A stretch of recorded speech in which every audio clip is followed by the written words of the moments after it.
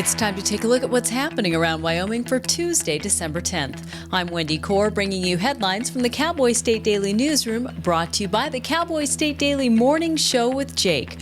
From 6 a.m. to 10 a.m. Monday through Friday, Cowboy State Daily's Jake Nichols takes you deeper into the stories that matter and keeps up with the news, weather, and sports in your part of Wyoming. Just tune into cowboystatedaily.com and join the conversation. Well, it's official. Texas-based Uranium Energy Corporation, or UEC, has finalized its acquisition of global mining company Rio Tinto's former Wyoming uranium assets.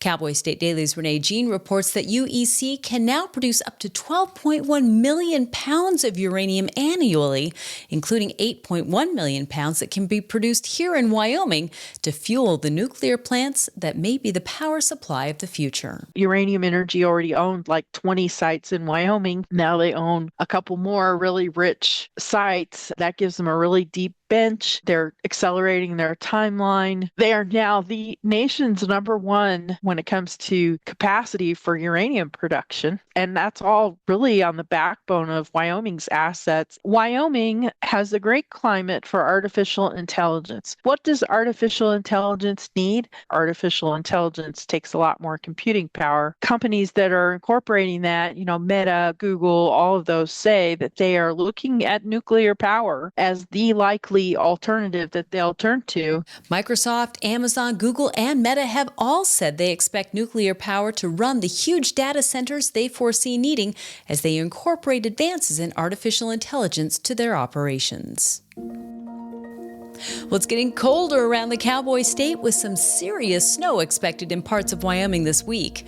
The National Weather Service has issued a winter storm warning for the northern Black Hills of Wyoming and South Dakota through 5 a.m. Wednesday. And Cowboy State Daily's Andrew Rossi reports that it'll be a doozy for the first significant winter storm of the season for the region. The latest cold snap is heading east rather than west, so it's just going to clip northeast Wyoming. It started on Monday, and it's going to continue into the early morning hours of Wednesday with this winter storm warning. But Cowboy State Daily meteorologist Don Day said that these cold snaps have been favoring the east, but the shift is on the horizon. Eventually, these cold weather systems and these cold fronts from the Pacific Ocean are going to move directly across Wyoming, and that's when we're going to get the real winter weather that we've missed out on for the most part so far. Cowboy State Daily meteorologist Don Day believes there's a chance on the horizon, especially as 2024 ends.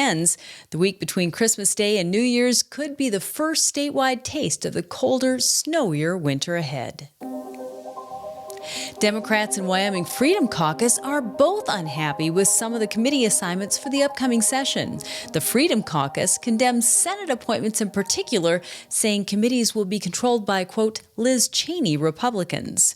Cowboy State Daily's Leah Wolfson reports that presumptive Senate President Bo Beitman and House Speaker Chip Nyman made the selections for their respective chambers. The Freedom Caucus is upset with the choices in the Senate, saying they believe that Liz Cheney Republicans are in too many leadership positions on the Senate committee side. The Wyoming Democrats are upset for a completely opposite reason. They are upset because none of their members got chosen for the Joint Education Committee. State Representative Mike Yin said that he believes there's kind of a larger plot at play to suppress Democrat voices against the privatization of public education in Wyoming. Committees play an integral role in shepherding bills through the legislative process, holding the power to kill a bill before it's ever considered by the entire chamber.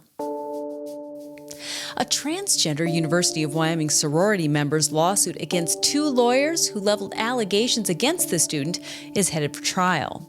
Artemis Langford sued Cassie Craven and John Nepper in March, 2 attorneys who filed the lawsuit against Langford's sorority, Kappa Kappa Gamma, a year prior.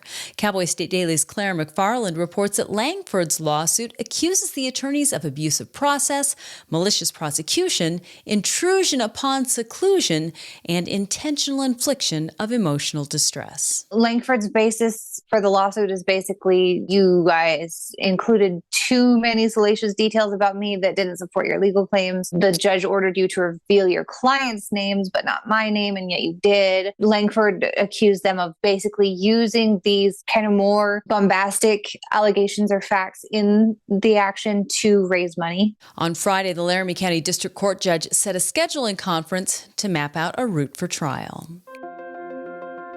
And now let's take a look at today's weather with Cowboy State Daily meteorologist Don Day. Well, it certainly looks and feels a lot more like winter across the state, and we're going to have a blustery, chilly day. We're going to see more snow showers and flurries across the north and the east, especially in the Black Hills for Crook and Weston County. It's been very wintry over the last 24 hours with wind, cold, and snow, and there's more snow headed to the Black Hills region of Wyoming and western South Dakota, with scattered areas of light snow showers and flurries across the plains. Nothing that's going to amount to a lot, but watch out for a few slick spots. The snow chances will be highest over and near the mountains. Now, after another cold day, another chilly night, we do see moderating temperatures Wednesday and Thursday as the worst of the cold will head off to the east. But another Pacific wave will bring snow to Wyoming's western mountains and valleys by the time we get into late Thursday and Friday. You can get Don's full forecast on the Cowboy State Daily website. I'll be back in just 15 seconds with more news. Open enrollment is here. Discover a range of low-cost plans from Blue Cross Blue Shield of Wyoming. Shop now to find the best option for you. Online, in town, in touch. We're right around the corner. Blue Cross Blue Shield of Wyoming. What's your plan? Photos of a dented lampshade, a clasp from a Carhartt jacket, and a victim lying alongside a bed in a Casper motel were part of the first day of a trial of a 44-year-old homeless man charged with second-degree murder. Cowboy State Daily's Dale Killingbeck was in court for the opening day of the trial of James Mavigliano, who was on trial for the March 5th killing of another man at a Casper motel. According to evidence introduced in court today, and in a police affidavit, they alleged that he had strangled a 28-year-old man last March. It's a homeless individual, and I was actually in a courtroom right after this event happened, and he was talking to a judge about another matter, and he said, I killed somebody. And so this is somebody that has confessed to the crime, but he pleaded not guilty, and now there's a real trial going on. The trial is expected to continue for much of the week. The district attorney's office has listed 23 witnesses as part of the case. Second-degree murder carries a potential penalty of 20 years to life in prison. President-elect Donald Trump is not ruling out the possibility that former Wyoming Congresswoman Liz Cheney could face legal prosecution for investigating him. On Meet the Press on Sunday, Trump said the members of the United States House Select Committee on the January 6th attack, of which Cheney was vice chair, should be jailed.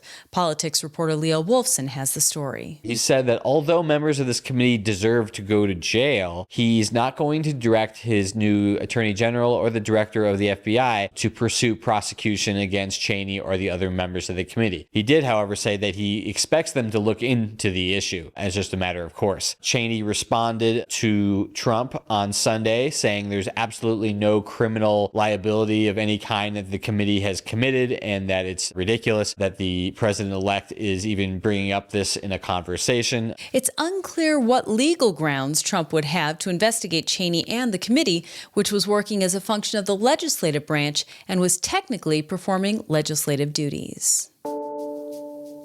A 63-year-old jelly and jam vendor from Lander is accused of hauling 6 pounds of methamphetamine and 29 pounds of dumpster-scrounged marijuana from the area of Las Vegas, Nevada, to Shoshone. Mary Renee Weymouth pleaded not guilty on Thursday to 5 felony drug charges, according to Crime and Courts reporter Claire McFarland. The agent said he was investigating her. He got her card at a farmer's market where she was selling jellies, started texting with her, trying to get prices on drugs. And there was another woman involved that was also setting things up, according to the agent's account. And in all of this, so he's texting these women, he applies for a search warrant to ping Weymouth's phone. And that's when he discovers the whole trip to Vegas. That's when she's allegedly texting about dumpster diving for marijuana. And she comes home with what is said to be, with what agents say were 6 pounds of meth and like 29 pounds of marijuana. 54-year-old Kathy Gordon is also facing similar drug charges related to Weymouth's case. And nobody's really sure why a grizzly bear called Ethel racked up 5,000 miles wandering all over Montana and Idaho, but perhaps she was homesick.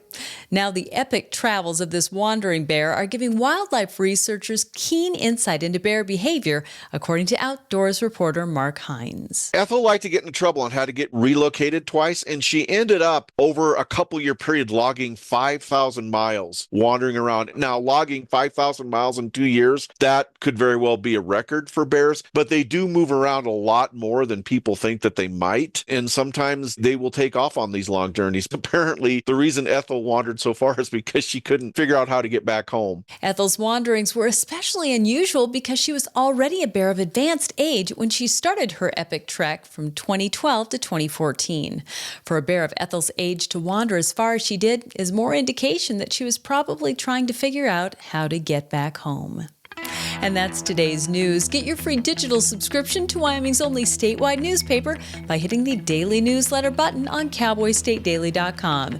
And you can watch this newscast every day by clicking subscribe on our YouTube channel. And don't forget to drop in on the Cowboy State Daily Morning Show with Jake Nichols, Monday through Friday from 6 to 10 a.m. Thanks for tuning in. I'm Wendy Corr for Cowboy State Daily.